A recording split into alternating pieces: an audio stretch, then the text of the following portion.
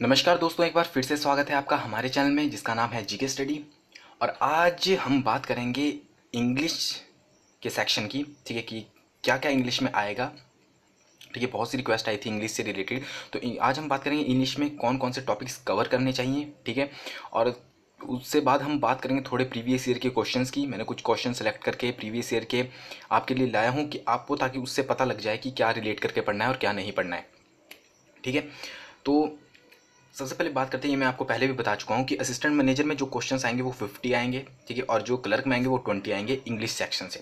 ठीक है, तो उस हिसाब से आप अपनी तैयारी कर सकते हो कि कितने क्वेश्चंस पढ़ने हैं कितने नहीं पढ़ने हैं। ठीक है, अब बात करें कि टॉपिक कौन कौन से आएंगे इंग्लिश सेक्शन से। तो फर्स्टली बात करते हैं ग्रामर।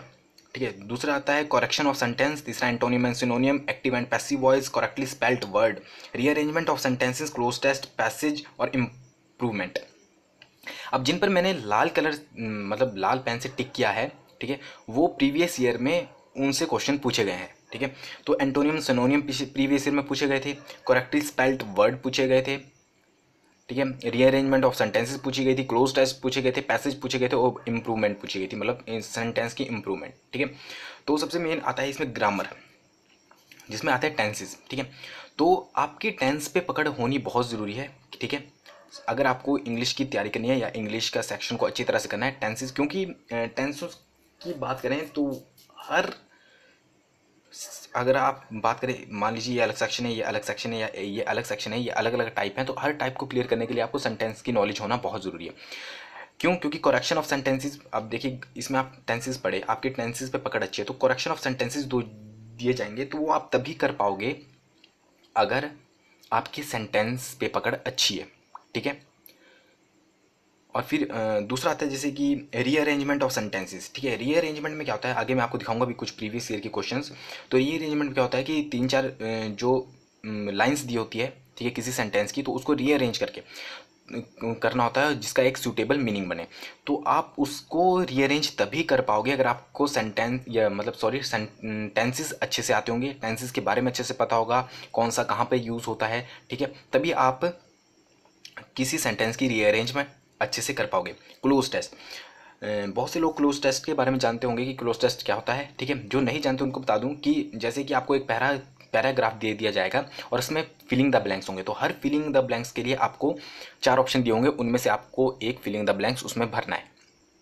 ठीक है, तो वो भी आप तभी कर पाओगे क्योंकि उस पैरे का एक प्रॉपर मीनिंग होता है, तो उस मीनिंग को आप तभी समझ पाओगे जब आपको टेंसेस अच्छे से आते होंगे। ठीक है, और अगर आपको टेंसेस अच्छे से आते होंगे तो आप उसको प्रॉपर मीनिंग समझ के उसमें अच्छे से सेंटेंस या कुछ भी जो भी आपको ऑप्शन में दिया होगा वो फिल कर पाओगे। ठीक है, इसलिए आपको मैं कह रहा हूँ कि टेंसेस को समझना बहुत ज़रूरी है। ठीक है, इंग्लिश के सेक्शन को अच्छी तरह से क्लियर करने के लिए। फिर पैसेज आता है, पैसेज को भी आप, अगर आपको टेंसेस आते होंगे तो आप समझ पाओगे तो आप अच्छे से उसका आंसर दे पाओगे। ठीक है, और इम्प्रूवमेंट, सेंटेंस की इम्प्रूवमेंट, ये भी आप घूम फिर के आप टेंसेस, मतलब टेंस अगर बात करें तो इंग्लिश का बेस है। अगर आपने टेंसेस, आप अगर मान लीजिए तैयारी कर रहे हो किसी बैंक के लिए, ठीक है, अब एंटोनियम और सिनोनियम की बात करें तो आप ये सारे नहीं कर सकते हो। ठीक है, मैं आपको बोलता हूँ कि 8-9 को पेपर है तो आप कितने कर लोगे एंटोनियम और सिनोनियम, और ज़रूरी थोड़ी है जो पेपर सेटर होगा वो कहाँ से पूछे, तो आप इनकी तैयारी नहीं कर सकते। ठीक है, इन पे अपना टाइम मत वेस्ट कीजिए कि एंटोनियम और सिनोनियम पे हम अपना टाइम पढ़ें उनको, क्योंकि आप नहीं जान पाते कि कहाँ से आया सकता है या कहाँ से वो देगा, तो इस पे टाइम मत वेस्ट कीजिए। अपने टेंसेस कीजिए, क्लोज टेस्ट की प्रैक्टिस कीजिए, पैसेज की प्रैक्टिस कीजिए, इंप्रूवमेंट की और रीअरेंजमेंट ऑफ सेंटेंसेस की। ठीक है, और करेक्टली स्पेल्ड वर्ड। ठीक है जी, इसमें क्या होता है कि 4 आपको स्पेलिंग दी जाती है और आपने करेक्ट स्पेलिंग बतानी है कि कौन सी है। ठीक है, तो ये भी आप पहले से तैयारी नहीं कर सकते इस चीज़ की, क्योंकि आपको नहीं पता होता कि कौन सी स्पेलिंग दी है। वो तो आप जनरल है कि आप इंग्लिश की तैयारी कर रहे हो तो बीच में स्पेलिंग्स भी पढ़ रहे हो, तो जो भी आप पढ़ रहे हो, जो भी आप तैयारी कर रहे हो, उसमें स्पेलिंग्स पे विशेष ध्यान दें। ठीक है, दूसरी आती है एक एरर फाइंडिंग। ठीक है, वो मैंने इसमें लिखा नहीं है। एरर फाइंडिंग भी आता है कि आपको आगे दिखाऊंगा मैं एग्जांपल, 4 मतलब एक सेंटेंस दिया होगा, उसमें से आपने कौन से पार्ट में एरर है वो बताना है। ठीक है, तो वो थोड़ा आसान होता है, पर उसके लिए भी आपको टेंस आने चाहिए। ठीक है, क्योंकि कई बार हैव बीन कहीं यूज़ किया है, ठीक है, वहाँ पर नहीं आना था, तो आपको पता होना चाहिए कि इस टेंस में ये नहीं यूज़ होता है, तो इसलिए आप उसको अच्छे से फाइंड आउट कर पाओगे। तो बेस है जो वो टेंस, अगर आप टेंस क्लियर कर लें तो आप, मेरे हिसाब से आप कर पाओगे इजीली इंग्लिश के सेक्शन को। बाकी आपको प्रैक्टिस सभी की करनी पड़ेगी। ठीक है। तो ये एक वे है कि आप जिस तरह से तैयारी कीजिए, टेंस पे अपनी पकड़ बनाइए और बाकी चीज़ों की प्रैक्टिस कीजिए। बाकी चीज़ों को आप सीख नहीं सकते कि क्लोज टेस्ट को आप क्या कैसे सीखोगे, ठीक है। अब ये थोड़ी पता है आपको कि कौन सा क्लोज टेस्ट देगा कौन सा नहीं देगा, ठीक है। बस आप टेंस सीख सकते हो, ठीक है। एंटोनियम सिनोनियम आप याद नहीं कर सकते हो, ठीक है, क्योंकि आप नहीं जानते वो कहाँ से पेपर सेटर कहाँ से देगा, ठीक है। आपने 1000 एंटोनियम सिनोनियम याद करने में टाइम लगाया, आया आपके पास एक भी नहीं, तो वो टाइम वेस्ट है, ठीक है। तो टेंस की पकड़ बनाइए, ठीक है, और बाकियों की प्रैक्टिस कीजिए। क्लोज टेस्ट आप कोई भी बुक चेक के या ऑनलाइन कहीं से भी क्लोज टेस्ट देख लीजिए, उसकी थोड़ी प्रैक्टिस कीजिए, रीअरेंजमेंट ऑफ सेंटेंस की कीजिए, ठीक है, पैसेज कीजिए और इम्प्रूवमेंट कीजिए, ठीक है। तो इस तरह से आप थोड़ी तैयारी करके चलेंगे तो आपका अच्छे से एग्ज़ाम हो सकता है, ठीक है। ये ऐसा मेरा मानना है, ठीक है। बाकी आप लोगों को जैसा भी अच्छा लगता है आप उस तरह से तैयारी कीजिए।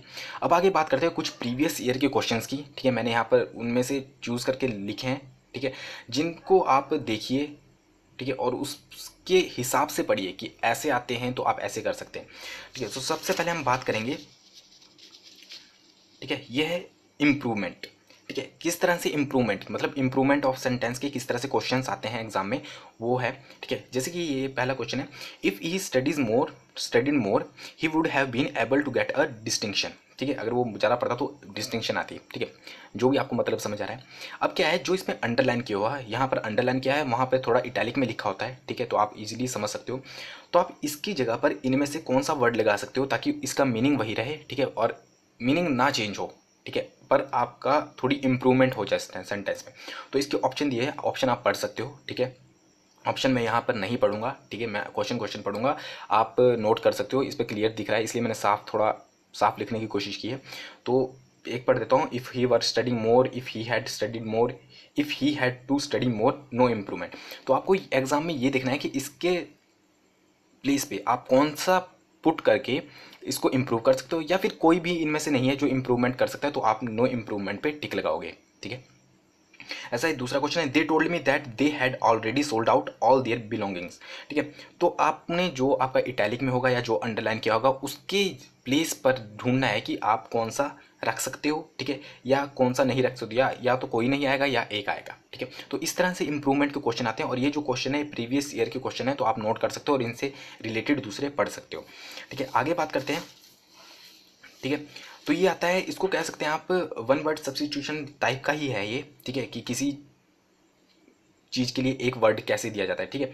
जैसे कि a child who stay away from school without any good reason, ठीक है, तो उसको क्या कहेंगे, तो ये उसके हमारे पास ऑप्शन दिए हैं जिनमें से आपको एक सिलेक्ट करना है। सेकंड, जैसे कि place where the birds are kept, जहाँ पर पक्षी रखे जाते हैं, तो उनमें से एक आपको कहना है। जू दिया है, जू में तो एनिमल रखा जाता है। तो इस तरह से मैंने आपको पहले भी बताया था कि पहले नेगेटिव जो उससे रिलेटेड नहीं है उसको पहले बाहर निकालिए, ठीक है। जैसे कि आपने जू है, अब आप मान लीजिए आप इसका आंसर दे रहे हो, ये पेपर करने का तरीका है, ठीक है, जो मैं सोचता हूँ आपसे शेयर करना चाहिए, पहले भी कर चुका हूँ। Place where the birds are kept, ठीक है, तो मान लीजिए जू का आपको पता है जानवर रखे जाते हैं, तो जू को बाहर निकाल दीजिए कि ये तो हो नहीं सकता, तो 3 बचे, फिर 3 में से जिसका आपको मतलब पता है उसको बाहर निकाल दीजिए, तो लास्ट में आपका ऑटोमेटिकली करेक्ट आंसर आ जाएगा, ठीक है। तो ये आते हैं question one word substitution type के ही होते हैं, ठीक है। One who totally abstains from alcoholic drinks, ठीक है, तो इसके उसको क्या कहेंगे, ठीक है। तो इसके 4 ऑप्शन है। फिर नीचे है food which agree with ours taste, तो इसके 4 ऑप्शन है। तो इस टाइप के आप पढ़ सकते हो, बुक में आपको मिल जाएंगे जो आप इंग्लिश की बुक प्रेफर कर रहे हो, ठीक है। तो उसमें से, पर इसकी कोई गारंटी नहीं है कि आप अगर 100 पढ़ोगे तो 100 में से ज़रूर ही एक आ जाएगा, क्योंकि ये बहुत होते हैं, ठीक है। तो आप पढ़ सकते हो, ठीक है। बाकी आप प्रैक्टिस उनकी कीजिए जो आपको लगता है कि आ सकते हैं। क्लोज टेस्ट की प्रैक्टिस कीजिए, ठीक है। मेन अपना जो मैंने आपको पहले भी कहा है कि टेंसेस पे अपनी पकड़ स्ट्रॉन्ग कीजिए। और बाकी ये है, ये भी प्रीवियस ईयर के क्वेश्चन है, तो आप इसको भी नोट डाउन कर सकते हो, ठीक है। आगे बढ़ते हैं, अब बात करते हैं रीअरेंजमेंट ऑफ सेंटेंस की। तो मैंने यहाँ पर एक एक एग्जांपल लिया है प्रीवियस ईयर से, ठीक है। इसी टाइप के और भी थे क्वेश्चंस, ठीक है। तो प्रीवियस ईयर के जो रीअरेंजमेंट कैसे, जैसे PQRS आपको एक 4 दिए होंगे, ठीक है। तो पहले जैसे P पे लिखा है 4 डिग्री बिलो नॉर्मल, ठीक है। सेकंड आपको एक लाइन दे दी, आईसी विंड्स लेस्ट श्रीनगर, ठीक है। फिर एक आपको दूसरी लाइन दे दी R with minimum temperature registering, ठीक है। और फिर एक S दे दी which was already in the grip of gruelling cold wave condition, ठीक है जी।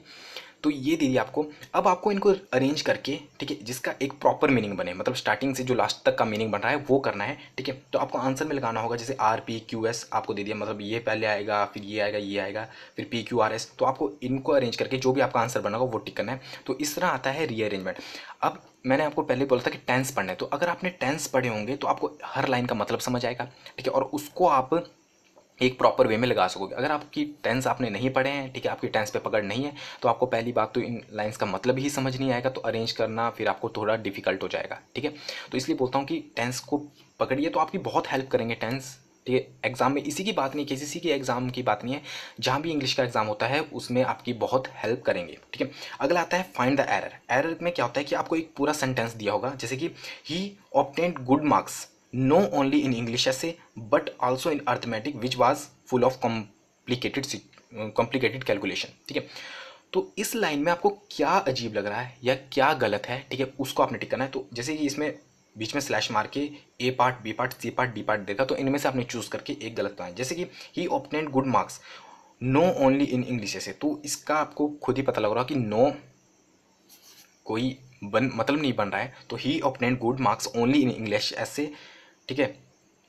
या यहाँ पे आना चाहिए नॉट ओनली इन इंग्लिश ऐसे बट आल्सो इन, ठीक है, नॉट आना चाहिए था या तो, ठीक है। नो का कोई मीनिंग बना नहीं है, ठीक है। तो बी इसका हो सकता है, ठीक है, मुझे भी नहीं पता इसका आंसर क्या है, तो मैंने सिर्फ अभी मुझे क्वेश्चन मिले थे तो मैंने अभी नोट डाउन कर लिए ये। तो बी इसका आंसर हो सकता है, ठीक है। तो आप बी लगाइए या जो भी होगा इसका आंसर वो लगाइए। मैंने आपको एक एग्जाम्पल के तौर पर प्रीवियस ईयर के क्वेश्चंस दिए हैं ताकि आप इनसे रिलेट करके पढ़ सकें, क्योंकि प्रीवियस ईयर के तो दोबारा पूछे नहीं जाएंगे, बट आप इनसे रिलेट करके पढ़ सकते हैं, ठीक है।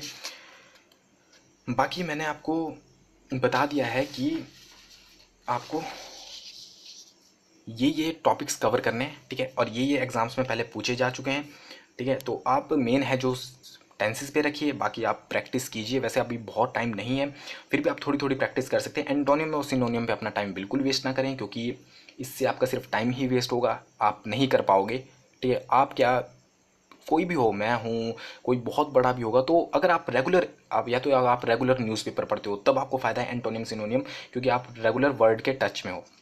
अभी पढ़ना शुरू करोगे तो उसका कोई फ़ायदा नहीं होगा। तो इससे बेटर है आप रीअरेंजमेंट ऑफ सेंटेंसेस की प्रैक्टिस करें, क्लोज टेस्ट की प्रैक्टिस करें, पैसेज की प्रैक्टिस करें, इंप्रूवमेंट की प्रैक्टिस करें, और जितना हो सके आप ग्रामर स्ट्रॉन्ग करें। ग्रामर्स में आपके पास देखिए टेंसेस तो आते ही आते हैं, साथ में आपके पास प्रेपोजिशन भी अच्छे से पढ़ के जाएं, ठीक है, उससे भी बहुत क्वेश्चन पूछे जा सकते हैं।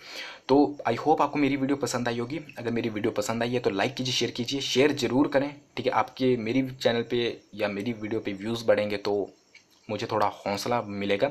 और मेरे चैनल को सब्सक्राइब कीजिए, कमेंट जरूर करिएगा कि आपको मेरी वीडियो पसंद आई कि नहीं। प्रीवियस ईयर के मेरे को जितने क्वेश्चन मिले मैंने आपको दे दिए, और ये भी बता दिया है कि किस तरह से आप तैयारी कीजिए, ठीक है। तो थैंक यू।